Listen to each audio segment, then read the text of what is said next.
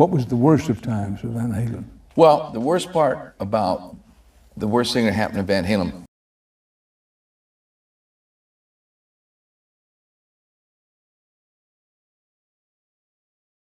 But the ending, our manager, my dear friend and mentor, Mr. Ed Leffler, who was my manager when I joined Van Halen, had been my manager through my whole career, 10 years. And one man dog. He managed Sammy Hagar, and when I joined Van Halen, he managed Van Halen until 1995, when he died of cancer. It was a horrible thing. And when he died, it's like the band just went pure. Everyone just, our own managers. We don't trust our accountants. We don't trust our lawyers. We don't trust MTV. We just trust our fans and ourselves. Vulture came at us. Every manager on the planet, every promoter, everybody went to Eddie, the guy who had never opened his mouth, who was not a leader in any way. I was the leader of that band. David Lee Roth was the leader of that band.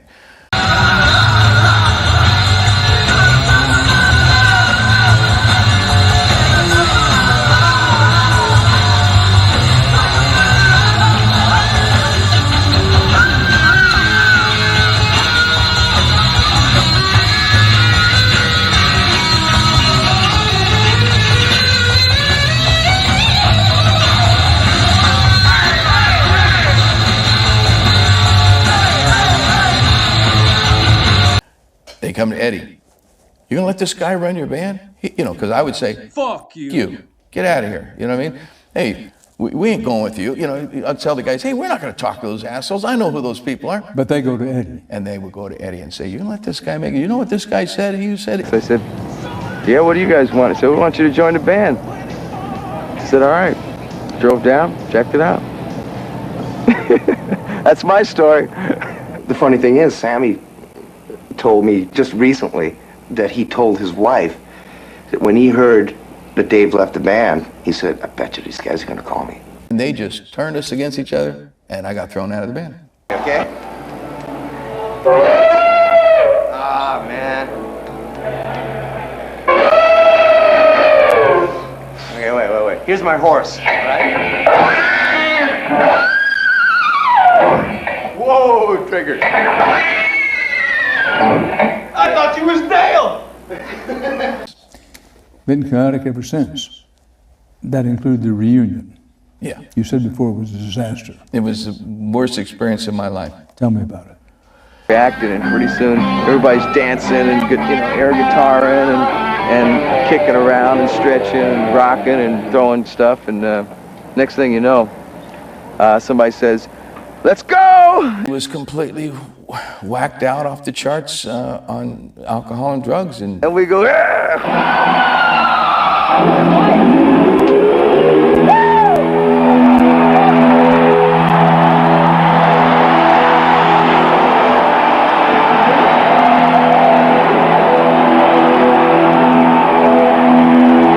I was scared to death because at rehearsal, we never rehearsed a show of any kind. I mean, I always did that on my own, but I was a soloist. But when you got four guys that are just going to go crazy up there, and I'm going, man, I hope we don't bump into each other and stuff. Hope these guys know that when they hit the stage, I'm going to go crazy, you know? Go on YouTube and listen to the 04 reunion song. Go on YouTube and listen to the You know, when you make a living beating things with a stick, what do you expect?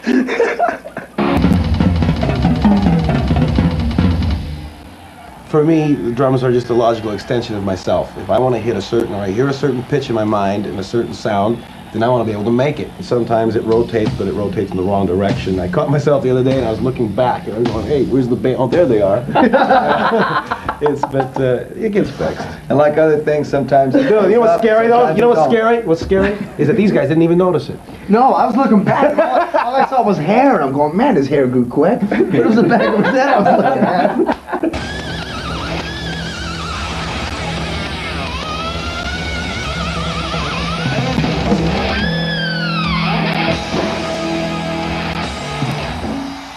'04 reunion song. You couldn't even recognize the song.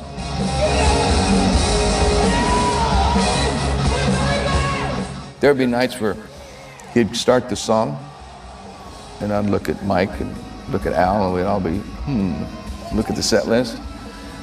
Whew, that ain't the song, but it ain't nothing like it. I never heard it. And then he'd noodle around, and then finally he'd fall into the thing, and it would kind of be like the song, and it was rough. Does it make you nervous to be called like a guitar hero at all? And people are putting you on the cover of Guitar Player magazine. Here he is, God. I mean, do you feel a little odd about that sort of thing? It's nice, but sometimes it's like, come on, you know, I'm just a punk kid who plays guitar.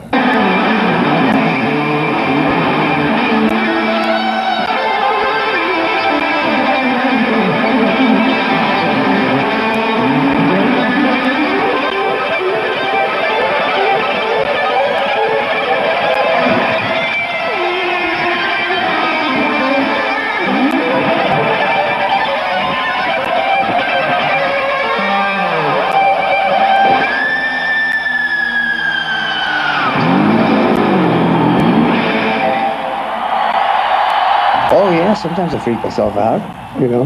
You go, whoa, that was kind of magical, you know.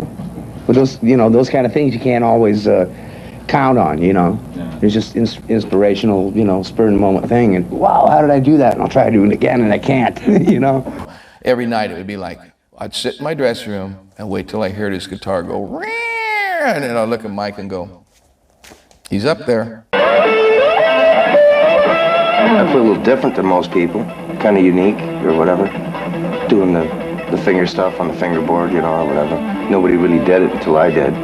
Now everyone does it.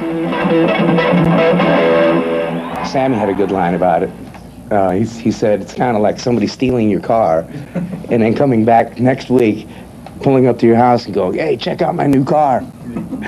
I think Edward's an alien, if you want to know the truth. Edward's an alien. He's not from this planet. He's just some guy cruising around his body, you know, with a smile on his face. I've never met a person like this in my life, trying to bust windows out of a G5 airplane at 40,000 feet with a wine bottle, smashing wine flying all over the roof. It ain't even our plane. It's a rental plane. He'll be all right.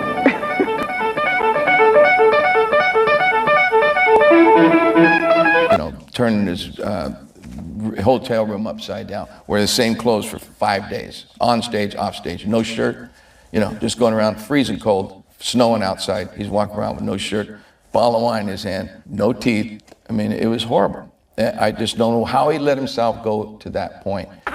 No, we're like, I like to use a term, personally, I'll say for myself. We're grown-up kids.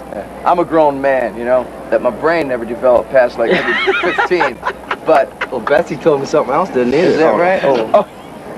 Yeah, it stays like this all the time. Well, I'm saying, so that's a nice finger.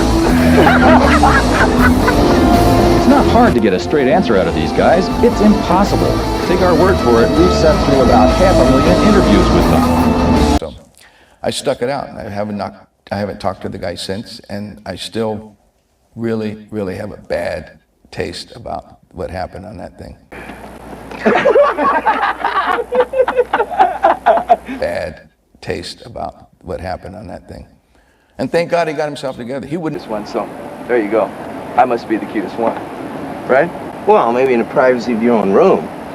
Yeah. When there's no one to compare in a competition, you know, between him and himself, he won. And he's a sweet, wonderful heart guy. He's got some demons, you know. They're smart, man. Women are smart, man. They're much smarter than men. They've proven that years ago. Yeah, come on. Pound on that answer. Can you elaborate on that, please? I don't think I have to. I don't like that, but when I saw those demons take over him, it was pitiful. Do you have any unusual habits that we should know about that maybe you don't want us to know about, or Lot you the don't other wanna guys know would tell about. us about? Hey, you guys shut up. Hey. When you get to me, ask me, I'll tell you. Who do you think is the most irritating person on TV? Eddie VanHalen. Right now. He never says anything. Eddie VanHalen. When we got along good, he was one of the best friends I've ever had. Sad. Always telling you who's a friend. It is. He pisses me off. Wait. Hey. No, just one of them. No, not both of them, just one of them. Say that leg is ugly, but you best get some sun. You best get some sun on them suckers, man. I thought it was a string hanging from your shorts. I never really had a lot of respect for Dave. I mean, he was a good front man of that style, but that wasn't anything I ever wanted to be.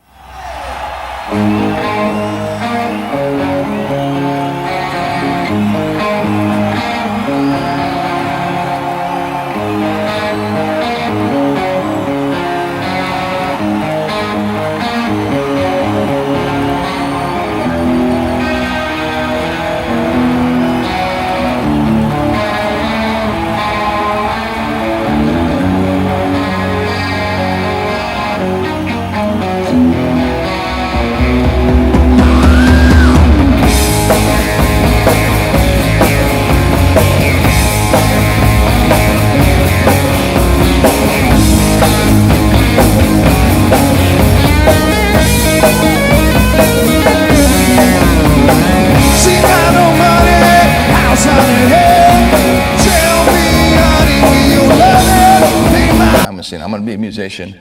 I was looking at Stevie Winwood. I was looking at Eric Clapton. I was looking at Jimmy Page and Peter Townsend. Those are my. Mick Jagger was as close to being flamboyant as I could think about being. And neighbors getting crazy, noise next door. Major violation, get it out, wait for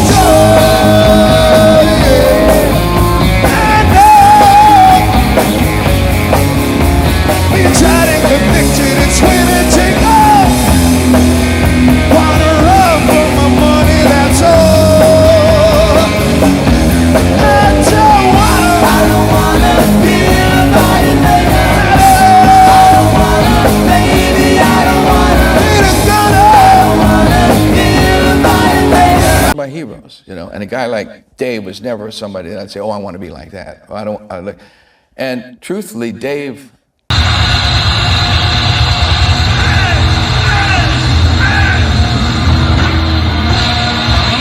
When I walked into the room with Eddie, Alex, and Michael in Van Halen before that show, and I said, let's see what these guys got. You know, I didn't like that band necessarily. I said, well, I like Eddie's guitar playing. It's a genius, right?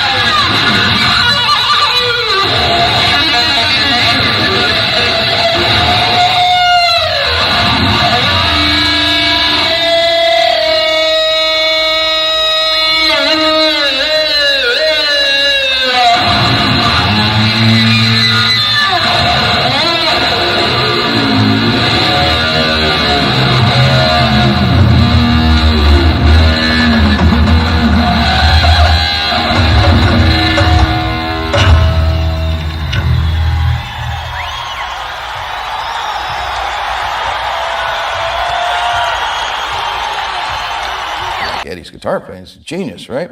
But I don't like their image. I don't want to be like that. So let's see what they want from me. And when we just started playing music, and I started singing, and they're looking at me like, whoa, you can hit that note? Yeah. Well, you can do this, you can do this. He's going, wait a minute, whoa. Eddie goes over to the keyboard, hey, what would you do to this? And we, you know, like, look, I'm getting goosebumps because it was so magic. It was like, whoa. Actually, the last record I ever bought was back in 1980 by a band called Brand X, which is a progressive band, you know. I really don't listen to much at all, so. Really? Yes, really. Ask them. I say, Ed, hey, you know that song? No. I said, well, you just ripped it off. No. Y'all hated Dave at that point. You know, he quit the band, he left us high and dry, and Sammy's our hero, you know, and now in time, things have went all these, you know, like this twice, you know. I came in, him went in, he went in, and it's like, it's such a mess now that I feel confident in saying that. He was a showman, period. That's what you thought. Liberace was a great showman, but he could play piano. You know. I've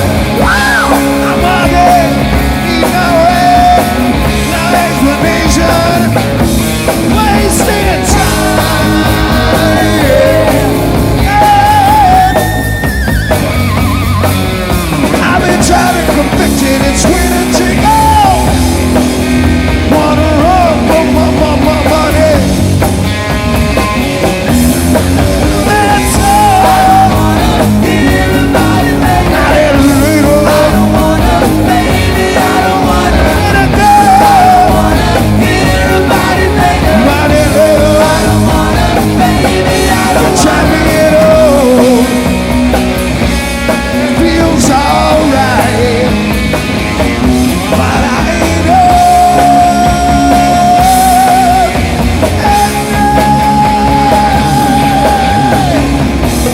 Say now, ooh, yeah. Ooh.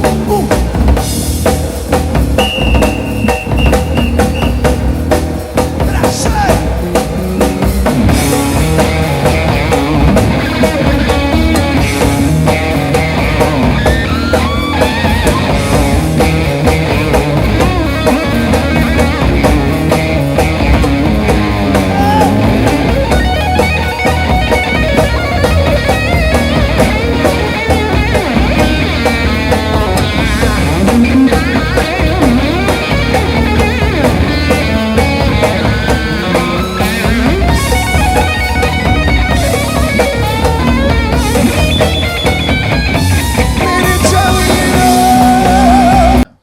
You're going to sing to that stuff, you should put a little something in there. I'm not jealous. I'm not, you know, dislike the guy. I don't like him. I don't dislike him. I'm not jealous. I'm not, you know.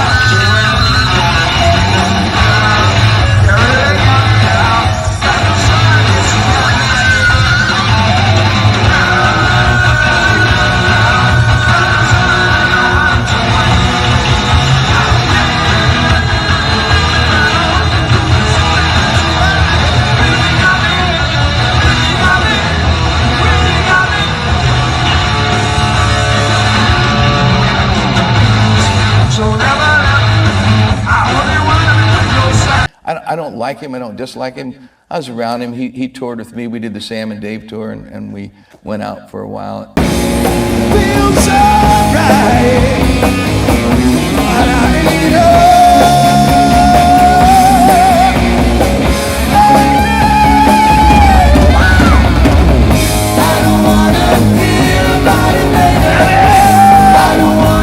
Well, what's the best thing you can say about him? That in his day, he was a great showman. Like, you know, the early Van Halen stuff, he really helped show Eddie to the world. Was his antics, he got attention. And then they went, who's that guitar player, you know?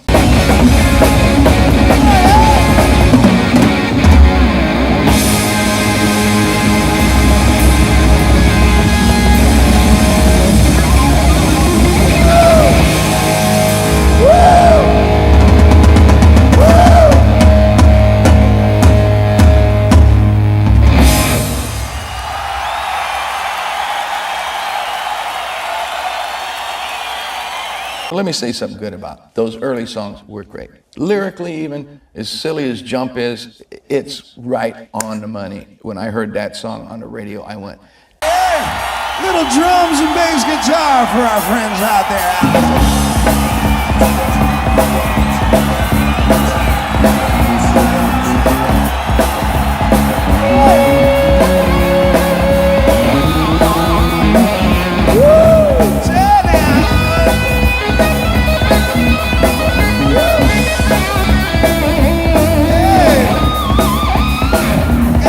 A brand new Oakland scarf right here.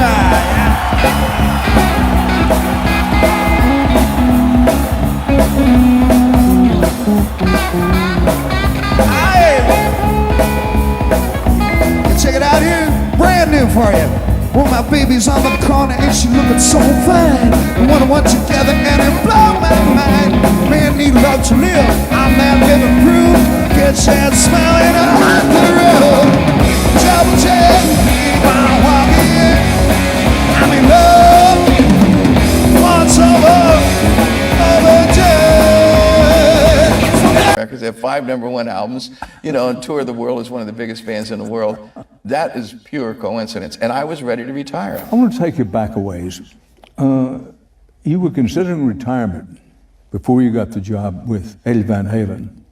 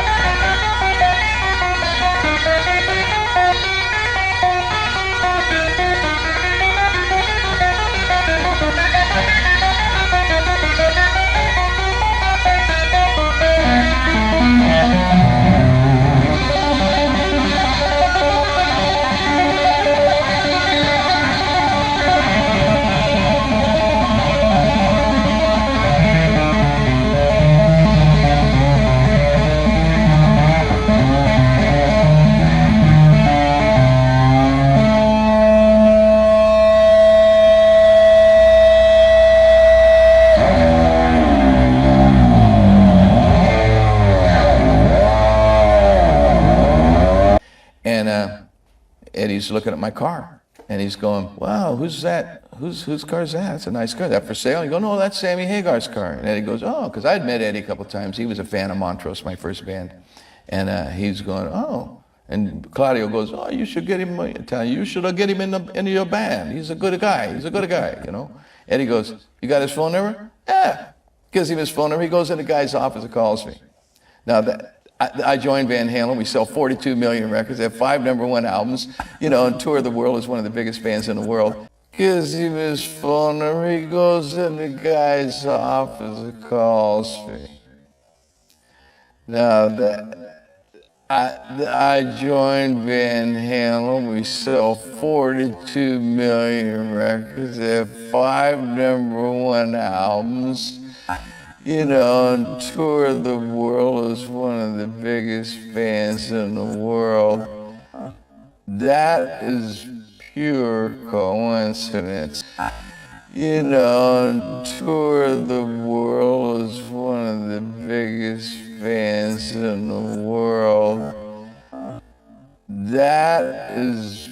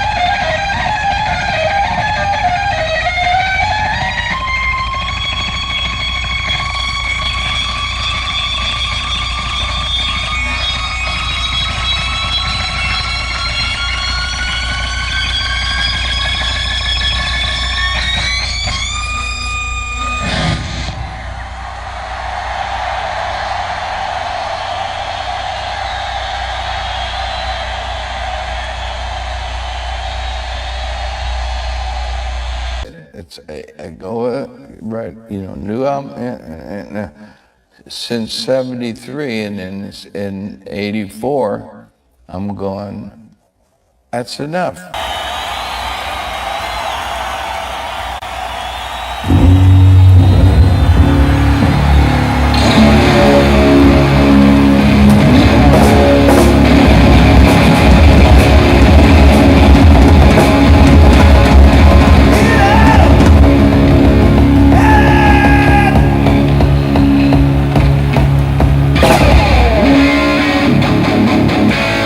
Everybody out!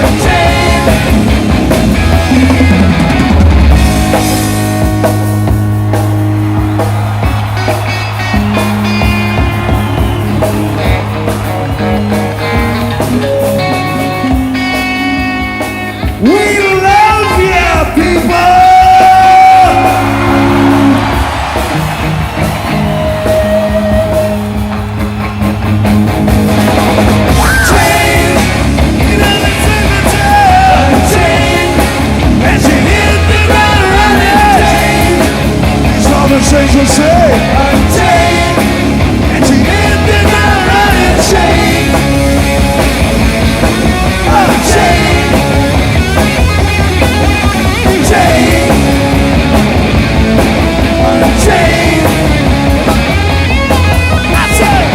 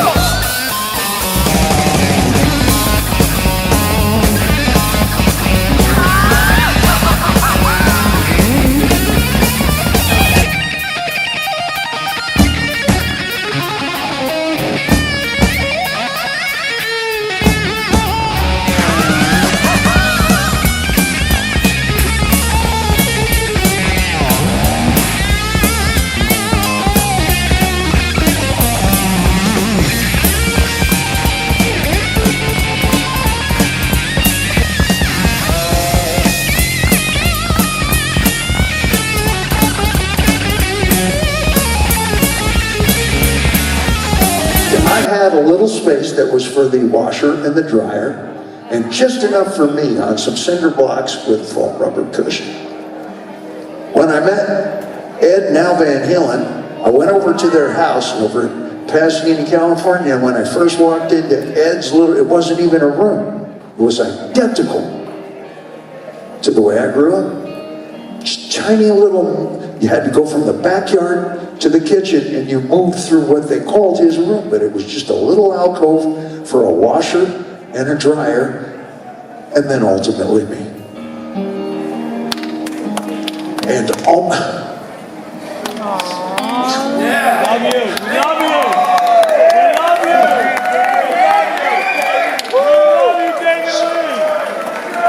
every song, almost every song, the beginnings of every song we sing to you tonight, I started with Ed. He had an electric guitar and his mom wouldn't let him plug into the amp.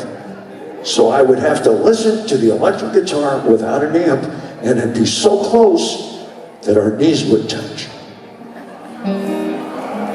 And those first couple of years, God, how many hours did I spend leaning over like this?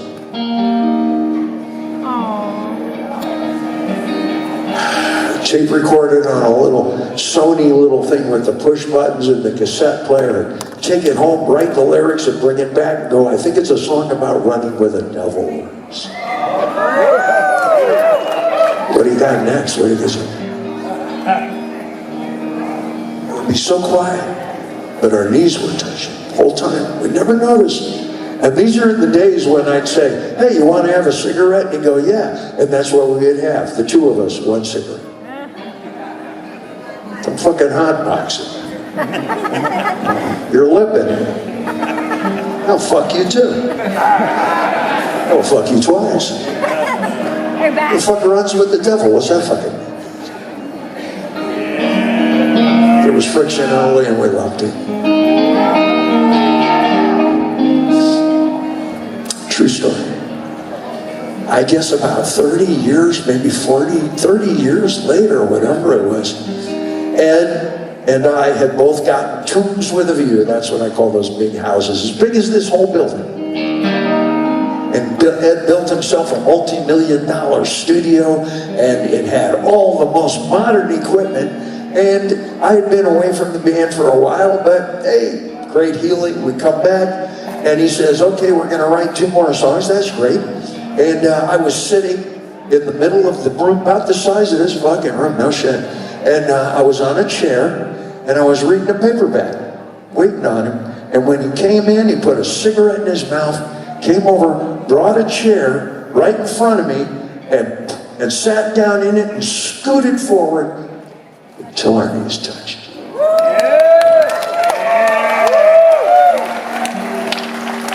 That's how I wrote the last 2 songs. Full circle. Let's go back to 1973 when I met Ed. Oh my God, what a time for music that was. Queen had just done their first album. It was explosive. And David Bowie had shaved off his eyebrows and had that vertical fucking haircut. Oh my God, nobody saw shit. His haircut was as tall as his platform shoes. Nobody'd ever seen it. Superfly, Shaft, oh my God. It's the most amazing stuff on the cinema screen. Emerson, Lake and Palmer, colossal, crazy fucking Steely Dan, amazing shit.